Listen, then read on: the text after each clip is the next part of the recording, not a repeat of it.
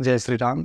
हमारे बड़े बुजुर्ग किसी एक विशेष महीने में किसी वस्तु को खाने के लिए मना किया करते थे। उनकी बातों के पीछे कहीं न कहीं तर्क और कहीं न कहीं उनकी बातों के पीछे शास्त्र का वचन होता था। हमें शास्त्र में भी कहा गया है कि इस महीने में शाक नहीं खाना चाहिए, इस महीने में दही नहीं खाना चाहिए और ये बिल्कुल प्रैक्टिकल बातें हैं। अगर हम इन चीज़ों का इस समय परहेज़ करते हैं, तो हम बहुत सारे बीमारियों से बच सकते हैं। शास्त्र का ये वचन है, आज मैं आपको श्लोक सहित बताऊँगा कि किस महीने में क्या नहीं खाना चाहिए और क्यों नहीं खाना चाहिए। भार्गवार्चन दीपिका और भविष्य पुराण में कहा गया है। भविष्य पुराण के कुछ ऐसे श्लोक हैं कि श्रावणे वर्जयेच्छाकं दधि भाद्रपदे तथा दुग्धामाश्वयुजे मासी कार्तिके द्विदलं त्यजेत। अर्थात कहा गया है कि हमें सावन महीने में शाक का त्याग करना चाहिए।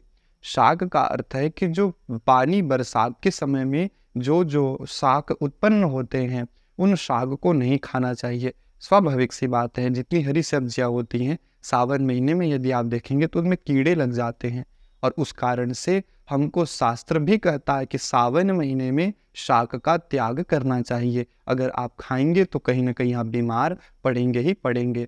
तो क्या खाना चाहिए? तो जो पूर्व समय में जो सब्जियां उगी हुई थी, इन सब्जियों को आप खा सकते हैं। जैसे मटर है, चना है, मसूर है, ये पूर्व की चीज़ें को खाना चाहिए। और जो हरी सब्जियां जो कि बरसात में उत्पन्न हुई है, शाक है, भाजी है, उसको त्याग कर देना चाहिए। दूसरा कहा गया है कि भादों के महीने में दही नहीं खाना चाहिए।